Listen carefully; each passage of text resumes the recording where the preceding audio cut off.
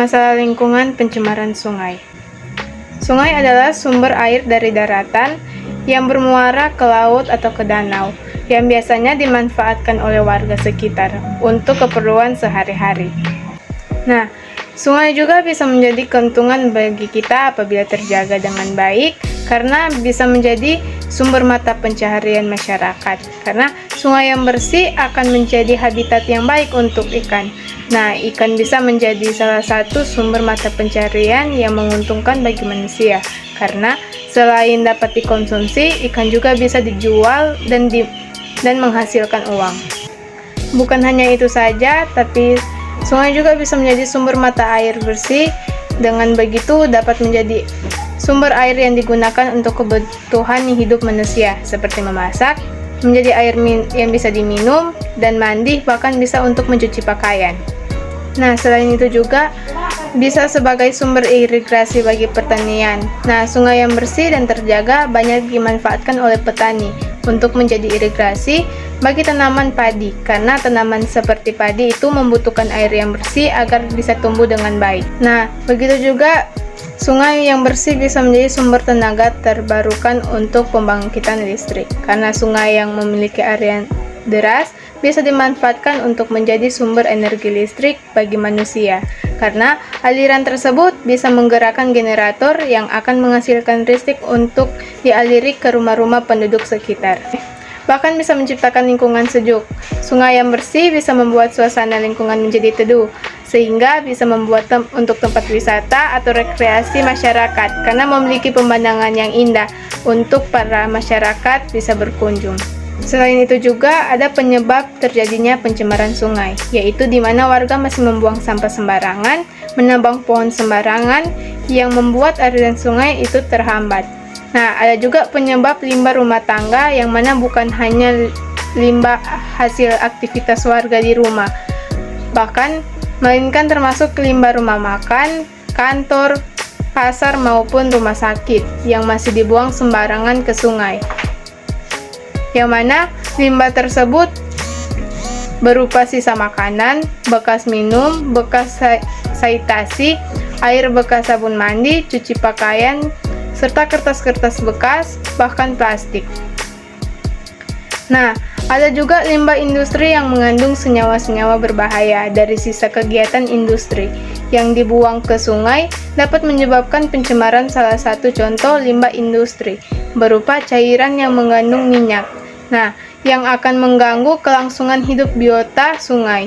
Bahkan sisa obat pembasmi hama seperti insektisida yang dibuang ke sungai. Nah, semakin banyak populasi dan urbanisasi, manusia kerap membuat orang berbondong-bondong membangun rumah di pinggir sungai, sehingga pinggiran sungai dipenuhi permukiman kumuh di mana warga membuang sampah sembarangan. Nah, jika sungai tercemar, maka dampaknya menjadi sangat besar dan bisa merugikan bagi manusia. Karena jika sungai tercemar bisa menimbulkan berbagai penyakit yang berbahaya, bisa mengurangi ketersediaan air bersih bagi warga, bahkan bisa membuat produktivitas taman sekitar sungai terganggu, bahkan bisa menyebabkan terjadinya banjir akibat penumpukan dan pembuangan sampah sembarangan di sungai, sehingga dapat merubah air sungai menjadi kotor dan menimbulkan bau menyengat atau bau busuk yang dapat mengganggu peraktivitasan warga sekitar.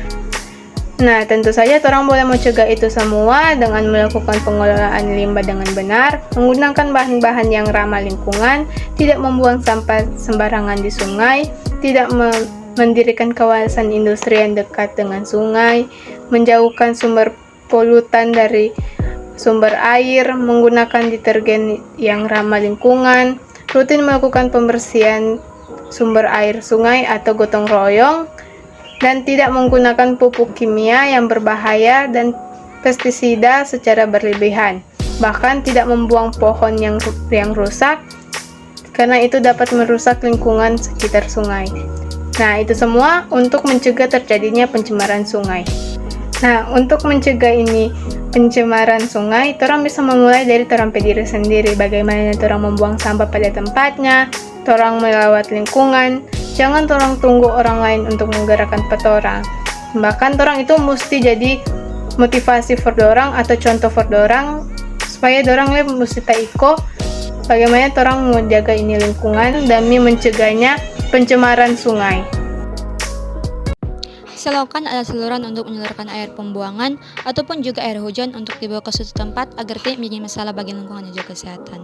Nah, pada umumnya selokan ini terdapat di pinggiran jalan dan itu didesain sebagus mungkin untuk mengalirkan kelebihan air hujan dan air yang ada dari permukaan jalan raya, tempat parkir, sisi jalan dan juga atap.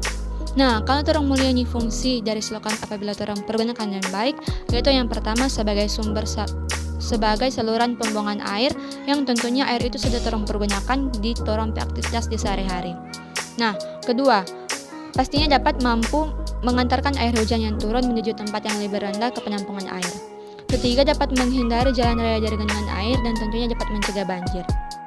Namun sayangnya, banyak dari kita yang masih mengabaikan manfaat dan pentingnya dari selokan ini. Atau kalau orang bisa bilang sehari-hari itu got. Bahkan kalau orang mau dengar kata got, pastinya langsung terpikir pada orang, oh got itu kotor, got itu begini, got itu begitu, got ini bau begini, bau itu, segala macam. Nah, kalau orang mendengar kata got, orang langsung terpikir begitu. Lantas bagaimana? Ketika di suatu permukiman orang atau lingkungan sekitar orang itu tidak ada got, atau bisa jadi juga di situ ada got cuma dia sudah berfungsi sebagaimana mestinya dan begitu. Nah, yang pasti kalau di saat itu musim hujan yang terus-menerus pastinya banjir menanti orang di muka. Nah, kesadaran masyarakat akan kebersihan lingkungan itu saya rasa masih sangat kurang karena sebenarnya orang harus tetap terapkan kedisiplinan dalam membuang sampah pada tempatnya. Kalaupun orang berjalan keluar rumah, di saat itu orang beli jajan yang ada di pembungkus plastik. Di saat orang habis makan, ada kala baiknya orang mau buang, ada kala orang langsung buat di tempat sampah. Tapi kalau misalnya orang pas mau buang itu sampah itu kalau nggak ada tempat sampah di sekitaran orang, ada kala baiknya orang bawa tuh sampah itu, entah itu orang mau taruh di tas orang mau taruh di pupoji celana orang bawa sampai di mana orang mau dapat tempat sampah for mau buang itu. Nah, sifat manusia memang serakah karena dengan merampas hak air mengalir di jalannya. Banyak barang yang sudah tidak dipergunakan itu langsung dibuang begitu saja ke selokan. Nah, selokan bukanlah tempat sampah melainkan tempat mengalirnya air. Nah, dan jika air tersebut tidak mengalir dengan lancar karena ada penyumbatan atau ada genangan sampah di selokan, maka otomatis dia dapat menyebabkan banjir. Nah, lebih parah lagi juga kalau ada penyumbatan selokan itu bisa jadi dia akan menimbulkan bau yang tidak sedap dan juga bisa menjadi sarang nyamuk yang orang tahu itu sebagai sumber penyakit toh. Nah, kalau kita cari informasi di Google itu bahwa sebenarnya dari dulu pemerintah itu sudah mengeluarkan itu undang-undang tentang pengelolaan sampah, di mana itu dituangkan dalam Undang-Undang Dasar Republik Indonesia nomor 18 tahun 2008 tentang pengelolaan sampah. Itu terdapat pada pasal 29 ayat 1 huruf E yang berbunyi bahwa setiap orang itu dilarang membuang sampah tidak pada tempat yang telah ditentukan dan disediakan. Nah, lantas bagaimana jika dari dulu memang sudah ada peraturan tentang ini sampah ini, tapi sampai sekarang kesadaran masyarakat tentang kebersihan lingkungan itu masih sangat kurang, apalagi di saluran air begitu. Nah, memang sangat disayangkan sampai sekarang kalau masih kesadaran itu masih sangat kurang. Nah, biasanya juga besar dari selokan itu diukur atau dihitung dari berdasarkan aliran curah hujan tertinggi, bisa jadi juga aliran air buangan dan air tanah jika itu ada di bagian pegunungan. Nah, misalkan kalau orang dapati selokan itu kecil dan di saat itu juga hujan, otomatis itu air hujan yang turun itu dia akan meluap keluar karena kan kalau dia air hujan turun secara terus menerus kalau itu selokan itu kecil, otomatis itu selokan itu tidak mampu mau tampung itu air hujan yang turun. Jadi otomatis dia mau keluar dan kalaupun dia memang berlangsung secara lama itu hujan, bisa jadi juga dapat menyebabkan banjir. Nah, sebelum kejadian banjir atau segala macam, mari orang selalu membersihkan selokan yang ada pada orang lingkungan sekitar. Tapi bukan juga selokan, tapi memang orang harus bersihkan orang lingkungan sekitar agar orang juga nyaman beraktivitas. Nah, dengan cara yang pertama tentunya orang harus bebaskan itu selokan dari sampah, yang dimana orang harus bijak untuk memilah sampah ketika orang berada di tempat yang tidak ada tempat sampah, baiknya orang taruh di papauci celana orang lupa yang kita bilang tadi, atau orang taruh di tas. Nah, juga sebaiknya orang taruh sampah di pinggiran selokan atau di sekitaran lingkungan orang, supaya ketika dorang lihat itu dorang nak buang sampah sembarangan. Nah, kedua, lengkapi selokan itu dengan jeruji berlubang. Nah, biarpun orang susah saja tanpa sampah di area selokan atau lingkungan sekitar orang, kala baiknya di atas selokan itu orang taruh jeruji berlubang kecil, supaya ketika hujan turun, kalau di sekitaran itu misalnya ada sampah-sampah yang besar, itu dia nak masuk ke dalam lubang, karena kan itu ada tertutup dengan jeruji berlubang kecil. Dan jeruji berlubang kecil itu bisa juga memudahkan orang untuk membersihkan itu selokan. Nah, ketiga, pisahkan saluran air pembuangan kimia. Nah, saluran pembuangan yang dihasilkan oleh wastafel itu bisa jadi itu adalah limbah kimia, karena misalnya ada orang pakai peralatan dapur seperti panci, dari cuci baju di mesin cuci, kalau orang pakai deterjen kan itu kimia. Atau juga orang kalau di toilet palingan cuma orang pakai sabun cuci tangan atau sabun yang orang jasa bersihkan toilet. Nah, ketika orang dari pakai itu semua, orang bilas dan kasih netral semua, si bersih semua, memang sampai itu dia sisa-sisa sabun itu memang ada. Nah, keempat, hindari aliran air hujan ke selokan. Jangan ketika orang mau baking itu jalan air di atas rumah orang atau di pinggir rumah orang, kalau orang langsung searah ke air. Ada kala baiknya ketika orang baking jalan air itu orang searah ke area resapan atau paving block, supaya kalau dia hujan turun itu dia tidak mau terjadi genangan air yang berlebihan. Nah, meskipun juga orang lakukan cara-cara untuk supaya mencegah itu sampah masuk ke selokan, orang juga harus melakukan pembersihan secara rutin. Nah, usahakan orang melakukan pembersihan itu setiap sebulan sekali ataupun juga bisa 2 kali jika pada saat itu memang hujan terus. Nah, kalau orang melakukan pembersihan, biasanya itu kan timbul endapan lumpur dan juga bisa menyebabkan bau yang tidak sedap. Nah, orang juga sebagai mahasiswa tentunya tahu bahwa kampus yang bersih dan rapi itu adalah dambaan orang sama selaku warga kampus, di mana kebersihan kampus itu bukan cuma tanggung jawab dari petugas kebersihan yang ada, tapi juga orang sama selaku penghuni kampus, yaitu orang mahasiswa dan dosen. Nah, karena kan paling banyak beraktivitas itu palingan cuma mahasiswa dan dosen yang ada di kampus. Jadi di sini orang harus selalu jaga juga orang lingkungan kampus, tapi orang bukan cuma orang melakukan dengan cara-cara untuk mencegah supaya orang lingkungan bersih, tapi di sini perlukan juga kesadaran, karena biarpun orang sebaik ini itu, tapi ini ada kesadaran dari orang masing-masing, tentunya itu akan menjadi sia-sia. Nah, banyak cara yang orang bisa lakukannya. Itu yang pertama, orang membuang sampah pada tempatnya, juga tidak merokok sembarang tempat, membilas kembali toilet yang orang gunakan dan lain sebagainya. Nah, cara-cara itu juga diperlukan kesadaran rupa yang kita bilang tadi, supaya terampil kampus itu akan terjaga dan bisa bersih dan rapi, dan supaya orang juga semua nyaman di kampus. Bentuk polusi cukup beragam saat ini, mulai dari polusi udara, polusi air, polusi tanah, hingga polusi suara. Semua polusi membawa dampak yang kurang baik, terutama untuk kesehatan. Polusi udara misalnya, selain dapat memicu masalah kesehatan paru-paru, juga dapat meningkatkan risiko glaukoma yang dapat berakibat kebutaan. Polusi udara adalah pencemaran pada udara dengan hadirnya berbagai bahan pencemar di luar ambang batas. Selain itu, polusi ini juga dapat memengaruhi produktivitas seseorang. Akibat jangka panjangnya dapat mengakibatkan kerugian ekonomi dan munculnya permasalahan sosial ekonomi keluarga dan masyarakat. Polusi udara adalah masalah lingkungan yang nyata. Banyak negara telah menyatakan perang untuk melawan polusi ini dan menekan peningkatan pemanasan global. Misalnya, kendaraan atau alat transportasi berbasis bahan bakar fosil perlahan mulai digantikan dengan yang bertenaga listrik. Di samping itu, peningkatan kesadaran menghijaukan kembali bumi dengan menanam pohon telah dilakukan sebagai paru-paru dunia.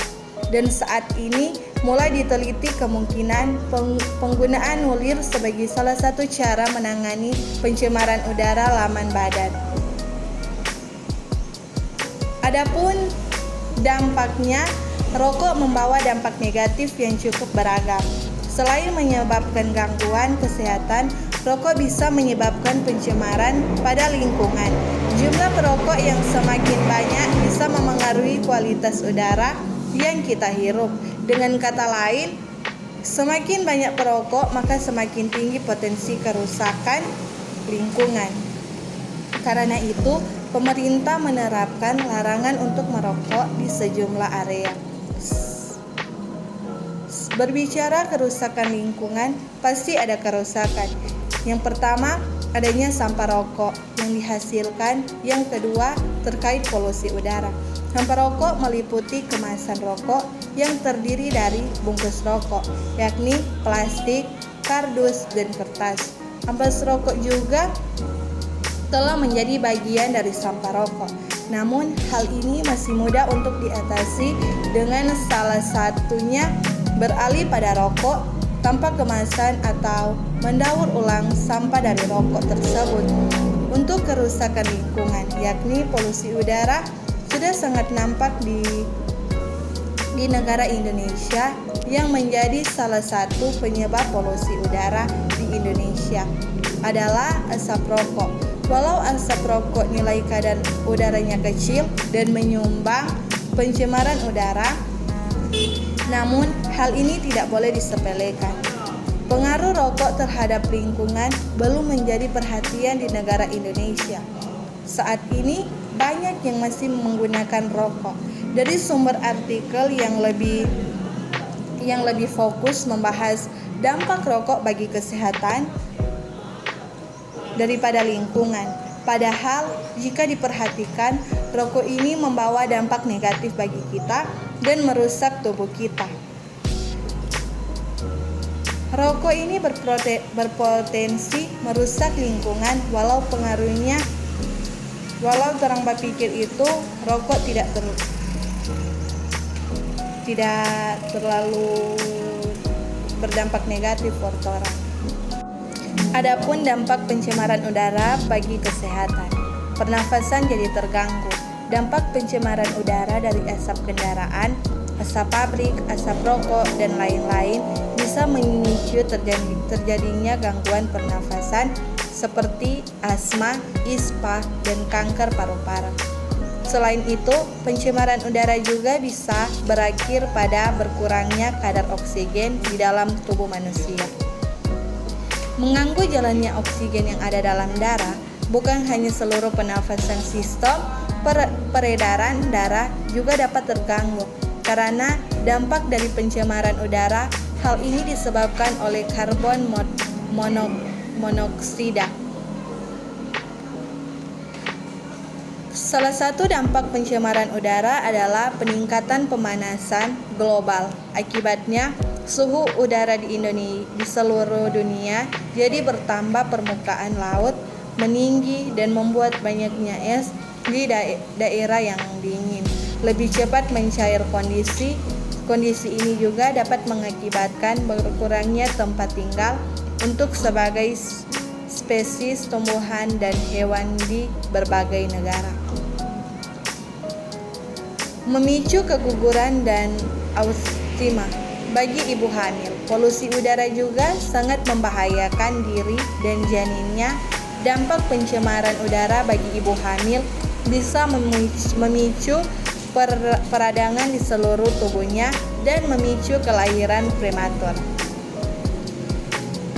Dampak pencemaran udara bagi kesehatan yang perlu diketahui, ada beberapa cara yang bisa dilakukan sebagai cara mencegah pencemaran udara.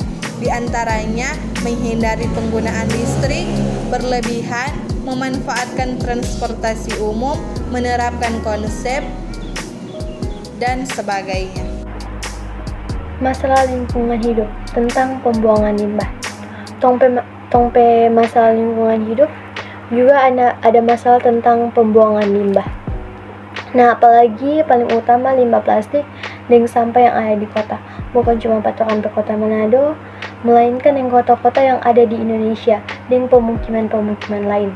Selain ada limbah rumah tangga, ada juga limbah di sektor industri, atau pabrik-pabrik yang sering orang buangkan sampah sembarangan. Kalau so ada sampah, tumpukan sampah atau apa dorang buang di sungai, kuala, pantai. Hal itu banyak menyebabkan ikan-ikan mati dan bikin hancur ekosistem yang ada di PDP Tampa yang buangkan sembarang.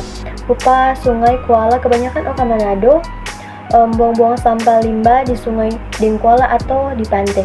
Padahal orang tahu sungai, pantai dan kuala itu penting for tongpe ekonomi masyarakat dan penting for memasok sumber makanan for orang. Pembuangan limbah ini tentu menyebabkan pencemaran laut di Indonesia dan merusak ekosistem laut, sumber perikanan. Bukan cuma ekosistem laut, sampai ekosistem darat dan udara ikut-ikut tercemar. Karena dari laut pastinya DP penyebab boleh mencemarkan lingkungan bukan cuma di satu Tampa, melainkan semua ekosistem dari laut maupun darat dan udara.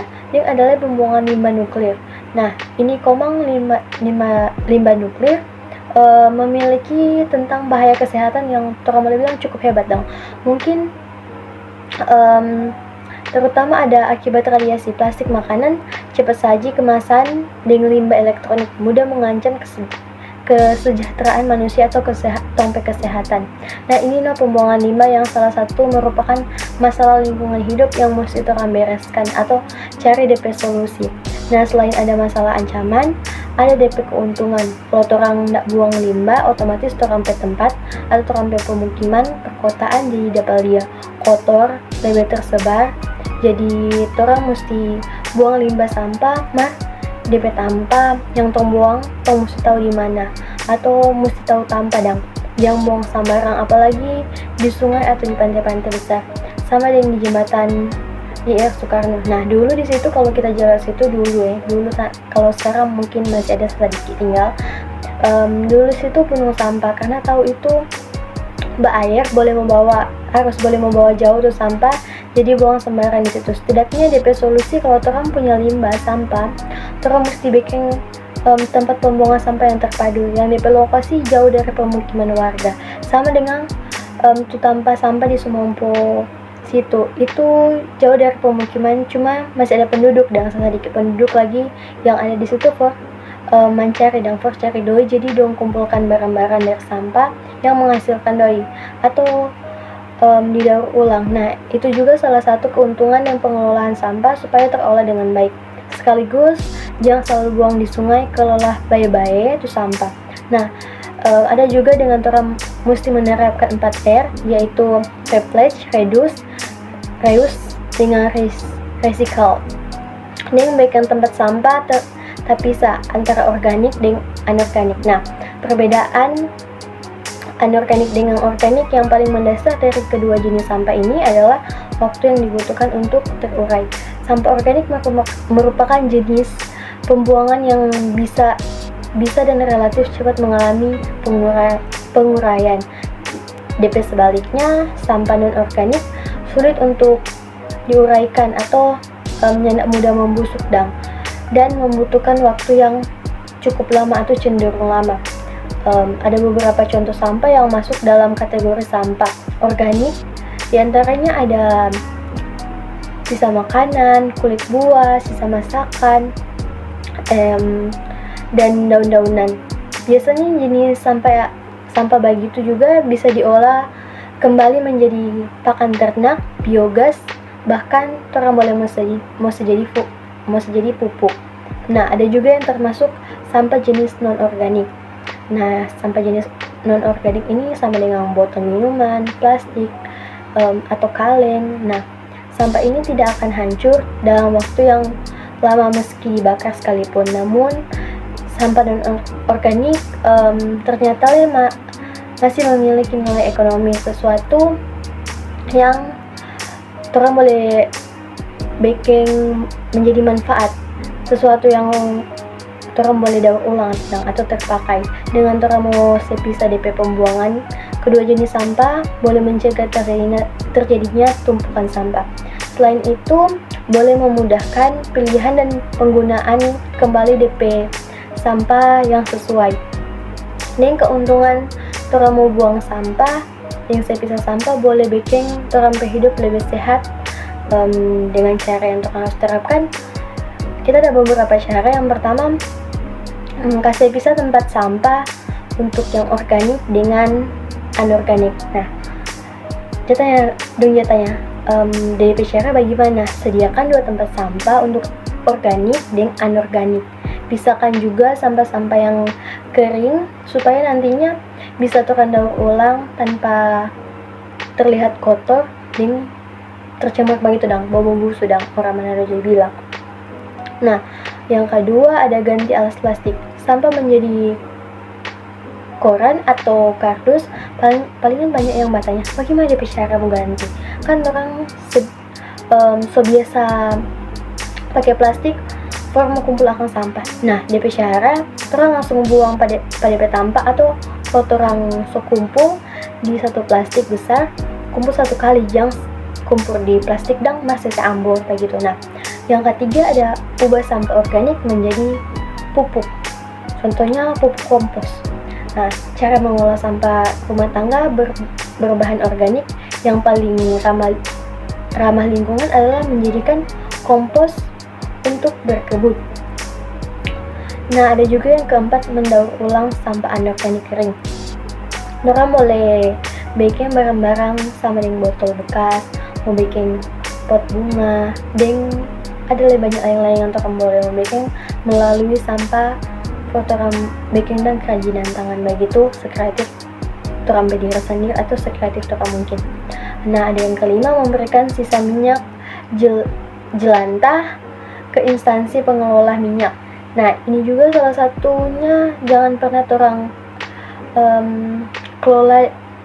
kelola atau buang minyak sisa, buang pada saluran pembuangan yang ada di dapur atau di pipa-pipa yang memang ada di pembuangan. Nah, itu boleh menyumbat saluran air, dan yang lebih buruk boleh mencemari saluran yang air yang ada pada pemukiman atau yang di kampung, kota atau tempat tinggal.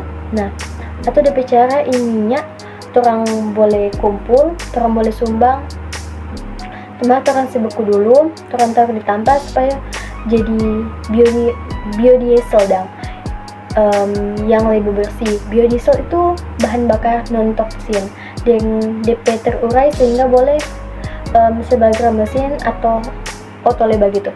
Nah, ada yang keenam, mengelola sampah bahaya.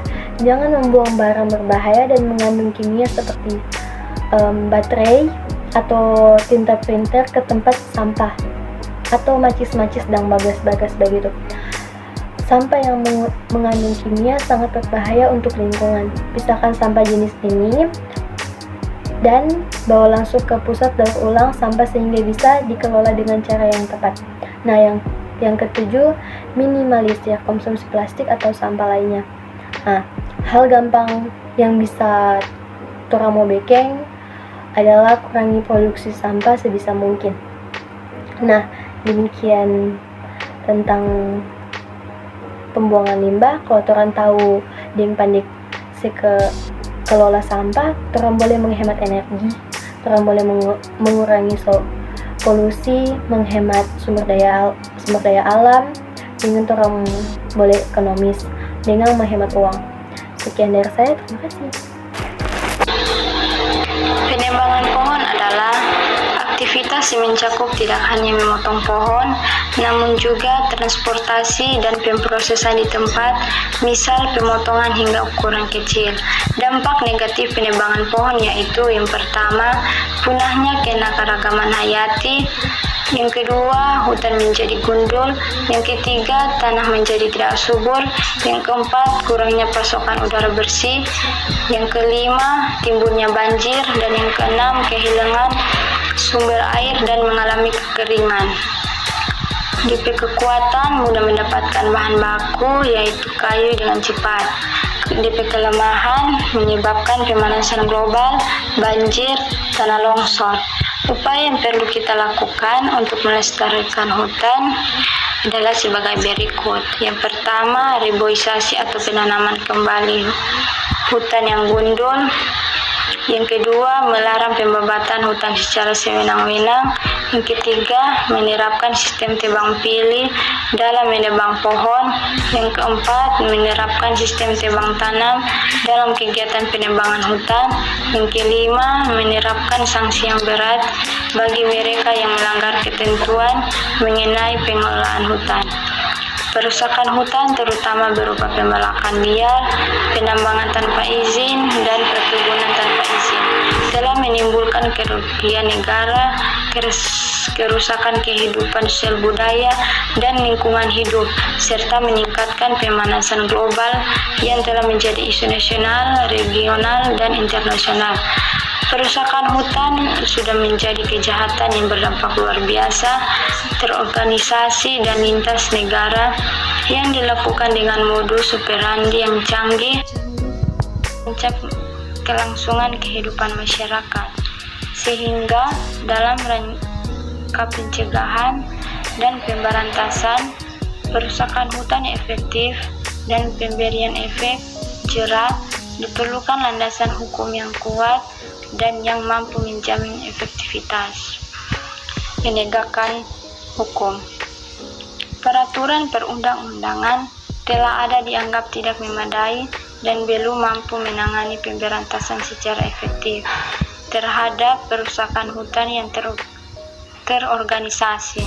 Berdasarkan pertimbangan tersebut, disusun dan diundangkanlah pencegahan perusakan hutan adalah segala upaya yang dilakukan untuk menghilangkan kesempatan terjadinya perusakan hutan. Sedangkan pemberantasan perusakan hutan adalah segala upaya yang dilakukan untuk menindak secara hukum terhadap pelaku perusakan hutan, baik langsung, tidak langsung, maupun yang terkait lainnya. Mengatasi penebangan liar adalah sebagai berikut. Yang pertama, melakukan penyuluhan kepada masyarakat. Sangat penting untuk melakukan sosialisasi kepada masyarakat. Penyuluhan yang membahas tentang bahayanya penebangan liar harus dilakukan lebih gencar. Apabila kesadaran di masyarakat sudah tumbuh, maka penebangan liar ini bisa dihindari. Pencegahan ini harus dilaksanakan oleh seluruh lapisan masyarakat tanpa terkecuali. Yang kedua, melakukan reboisasi atau penanaman kembali. Setelah dilakukan penyuluhan tentang bahayanya penebangan liar, masyarakat harus diberikan pemahaman untuk melakukan perbaikan hutan. Masyarakat ataupun institusi yang telah melakukan penebangan liar harus bertanggung jawab terhadap kerusakan hutan yang telah dilakukan. Untuk melakukan perbaikan bisa dilakukan dengan tindakan seperti reboisasi atau penanaman kembali di wilayah hutan rakyat. Tidak membuang sampah sembarangan, memanfaatkan sumber daya alam selain kayu dan lainnya. Yang ketiga, perketat pengawasan dan pengendalian. Peran aktif masyarakat juga diperlukan untuk mengatasi penebangan liar ini. Masyarakat diharapkan berperan dalam pengawasan dan pengendalian bersama dengan pemerintah setempat. Kemungkinan penebangan liar akan terjadi lagi. Yang keempat, mempertegas peraturan perundang-undangan. Untuk mencegah terjadinya penebangan liar, diperlukan undang-undang yang tegas. Undang-undang tersebut harus bisa mengatur pembatasan jumlah penebangan hutan, perencanaan penebangan hutan, dan kewajiban melakukan penanaman kembali. Yang kelima, memberikan sanksi kepada pelaku. Menindak tegas pelaku penebangan liar perlu dilakukan untuk memberikan efek jera. Sanksi yang diberikan bisa berupa peringatan, ancaman, dan hukuman kurungan penjara. Dengan begitu, penebangan liar akan lebih mudah untuk diberantas.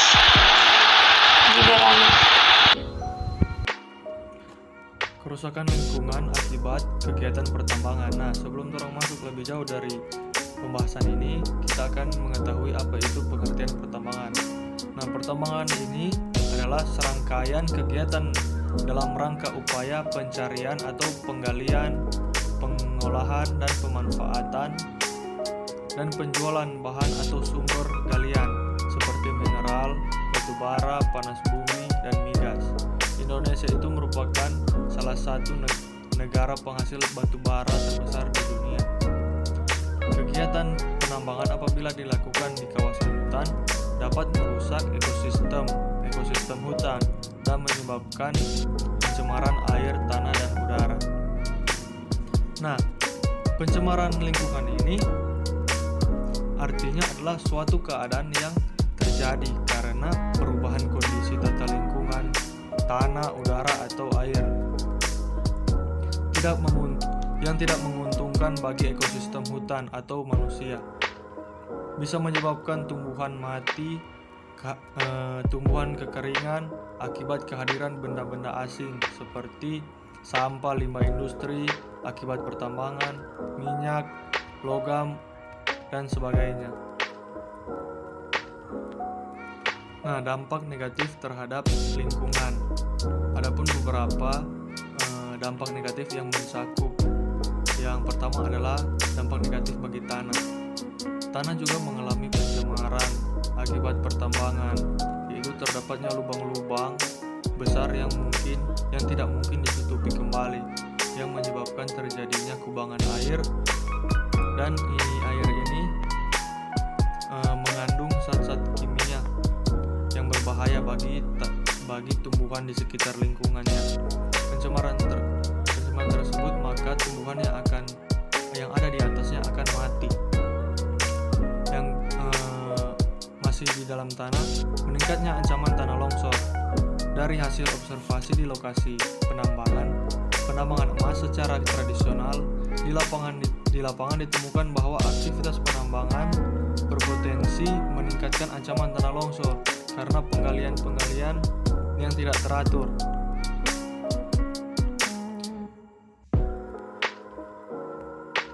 Yang berikutnya ada hilangnya vegetasi penutup tanah. Penambang atau penulang itu yang menggali tanah atau material yang tidak melakukan upaya reklamasi atau rebosiasi di areal penggalian, atau kita semua tahu itu tidak melakukan penimbunan kembali terhadap lubang-lubang yang sudah kita gali sebelumnya. Erosi tanah. Tanah juga dapat mengalami erosi karena pengikisan air di sungai. Akibat penggalian tersebut, tanah mengalami erosi. Dampak selanjutnya itu adalah dampak terhadap air. Penambangan secara langsung menyebabkan pencemaran air, yaitu dari limbah tersebut kemudian dibuang ke sungai, ke laut. Contohnya limbah pencucian batu bara. Nah, setelah diteliti, limbah ini mengandung belerang yang kuat seperti merkuri, asam slorida, mangan, dan logam berat yang dapat menyebabkan penyakit kulit pada manusia seperti kanker kulit apabila air tersebut kita konsumsi. Yang berikut ada sedimentasi dan menurunnya kualitas air. Aktivitas penambangan ini memerlukan atau memanfaatkan aliran sungai untuk membuat air sungai itu menjadi keruh karena dipakai untuk pengelolaan sumber yang sudah digali sebelumnya. Berikutnya ada dampak negatif terhadap hutan. Hutan itu di dalamnya banyak sekali hewan-hewan dan tumbuhan yang hidup di dalamnya. Penambangan dapat menghancurkan sumber-sumber kehidupan rakyat karena lahan pertaniannya itu hutan dan lahan-lahan sudah dibebaskan oleh perusahaan. Hal ini disebabkan adanya perluasan tambang sehingga mempersempit lahan usaha masyarakat. Akibat perluasan ini juga bisa menyebabkan terjadinya banjir karena hutan di wilayah hulu yang semestinya menjadi daerah resapan air telah dibebat habis oleh pertambangan. Selanjutnya ada laut. Pencemaran air laut akibat penambangan terjadi pada aktivitas bongkar muat dan tongkat angkat batu bara. Nah, yang berikutnya itu ada dampak terhadap manusia. Contohnya ada limbah pencucian zat-zat yang sangat berbahaya bagi kesehatan manusia. Jika airnya itu dikonsumsi, dapat menyebabkan penyakit kulit pada manusia seperti kanker kulit. Karena limbah tersebut itu mengandung belerang, merkuri, asam selarida, mangan, dan asam sulfat. Di samping itu juga, debu menyebabkan polusi di udara sepanjang jalan yang dijadikan aktivitas pengangkutan. Hal ini menimbulkan merebaknya penyakit infeksi saluran pernafasan yang dapat memberi efek jangka panjang, berupa kanker paru-paru, darah, atau lambung. Selanjutnya adalah dampak negatif adalah kerusakan lingkungan dan masalah kesehatan. Nah, ini juga kita perlu ketahui, ini masalah lingkungan ini dan masalah kesehatan yang ditimbulkan oleh proses penambangan dan penggunaan produk buangannya berupa abu ringan, abu berat, dan kerak sisa pembakaran. Mengandung berbagai logam berat seperti arsenik, timbal, merkuri, nikel, vanadium, berlium, dan lain-lain, yang sangat berbahaya jika dibuang di lingkungan sekitar. Nah, terus apa yang orang harus lakukan untuk menangani solusinya? Berikut adalah cara untuk menanganinya. Kita harus melakukan remediasi tanah. Remediasi tanah yaitu pembersihan atau penanganan lokasi akibat penggalian pertambangan. Pembersihan ini lebih murah dan lebih mudah untuk dilakukan oleh orang-orang penambang atau masyarakat yang ada. Pembersihan meliputi penggalian tanah yang tercemar dan kemudian dibawa ke daerah yang aman. Setelah itu, di daerah aman, tanah tersebut dibersihkan dari zat pencemaran. Caranya, tanah tersebut disimpan di bak atau tangki yang kedap, kemudian saat pembersih dipompakan ke bak tersebut. Selanjutnya, saat pencemaran dipompakan keluar dari bak, yang kemudian diolah dengan instalasi pengolahan air limbah, dan kemudian tanah pun menjadi bersih kembali. Yang kedua itu ada bioremediasi, yaitu proses pembersihan pencemaran tanah dengan menggunakan mikroorganisme, jamur atau bakteri. Bioremediasi bertujuan untuk mencegah atau mendegradasi zat pencemaran menjadi bahan yang kurang beracun atau tidak beracun. Yang ketiga ada penggunaan alat dalam pengejaran. Emas perlu dilakukan agar dapat mengurangi pencemaran. Yang keempat itu kita perlu adanya kajian upaya pengolahan lingkungan dan upaya pemantauan lingkungan atau kajian analisis mengenai dampak lingkungan. Dalam menyusun kebijakan yang berkaitan dengan kegiatan ini, sebelum dilaksanakannya kegiatan penambangan, sudah dapat diperkirakan dahulu dampaknya terhadap lingkungan itu seperti apa. Kajian ini harus dilaksanakan dan diawasi, dipantau dengan baik, dan terus-menerus implementasinya bukan sekedar formalitas saja. Yang kelima itu ada penyuluhan kepada masyarakat tentang bahayanya limbah-limbah akibat pertambangan. Bagi tenaga kesehatan perlu ada pelatihan surveillance risiko kesehatan masyarakat akibat pencemaran di wilayah pertambangan. Masalah lingkungan selanjutnya yaitu pencemaran lingkungan, terlebih khususnya di laut. Laut merupakan kehidupan dan sumber penghidupan bagi manusia, di mana laut merupakan mata pencarian, terlebih khusus bagi masyarakat yang ada di pesisir-pesisir pantai. Laut menjadi tempat hidup bagi keanekaragaman hayati yang ada. Laut juga merupakan sumber makanan. Nah, betapa pentingnya laut bagi kehidupan masyarakat yang ada bahkan bagi manusia. Maka untuk itu, mari kita sama-sama untuk menjaga kelestarian laut, kelestarian alam yang ada. Indonesia sendiri merupakan negara kedua pemproduksi sampah plastik terbanyak di dunia setelah Cina. Sikap kita membuang sampah sembarangan, terlebih khusus ke laut, bisa mengakibatkan rusaknya terumbu karang, keruhnya air laut, bahkan bisa menyebabkan kematian bagi hewan-hewan laut yang ada. 19 November 2018, kasus di mana terjadi kematian paus sperma yang di dalamnya terdapat 6 kg sampah plastik dan sendal jepit. Ini merupakan salah satu kasus bukti nyata dari tingkah laku manusia, terlebih khusus masyarakat Indonesia yang membuang sampah sembarangan. Ada berbagai solusi yang telah dilakukan atau berbagai cara yang kita lakukan untuk bisa mengurangi terjadinya pencemaran laut. Yang pertama, kita bisa meningkatkan atau menciptakan inovasi-inovasi baru untuk kita mengelola sampah plastik ini. Yang kedua, kita bisa memberikan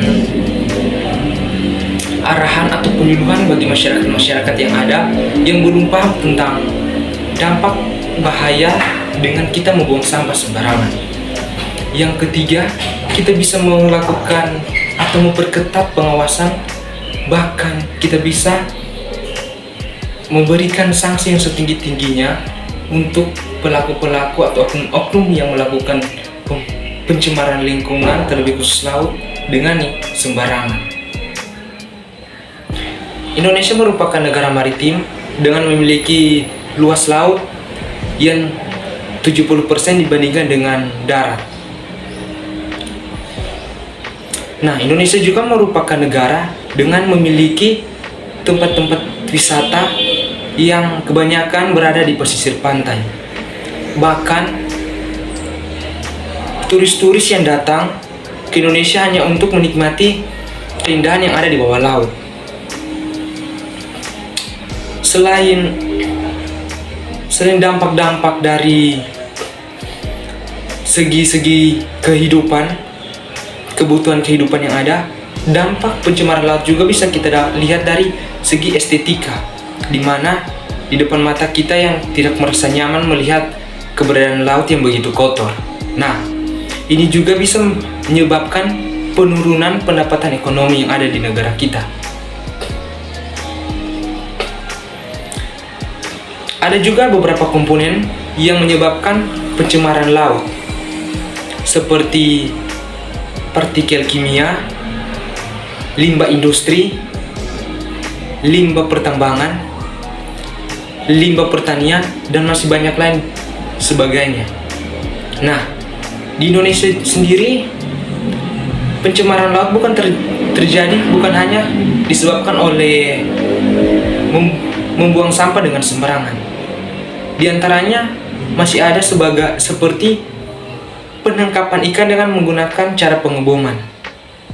Cara ini jelas bisa merusak terumbu karang yang dimana merupakan rumah bagi ikan-ikan yang ada di laut. Terus selanjutnya, cara penangkapan ikan dengan menggunakan zat kimia yang berbahaya. Zat-zat kimia yang berlebihan yang bisa membunuh ikan, yang dimana sampai bibit-bibit ikan yang ada atau terumbu-terumbu karang yang ada bisa dirusak, bisa dicemari oleh penggunaan zat-zat kimia tersebut. Untuk itu, sebagai generasi muda, mari kita sama-sama menjaga lingkungan yang ada. Lingkungan alam kita, mari kita lestarikan. Mari kita meningkatkan inovasi-inovasi kita atau cara-cara kita untuk memberikan penyuluhan bagi masyarakat-masyarakat yang ada yang belum paham dan belum mengerti tentang betapa pentingnya kelestarian laut bagi kehidupan kita.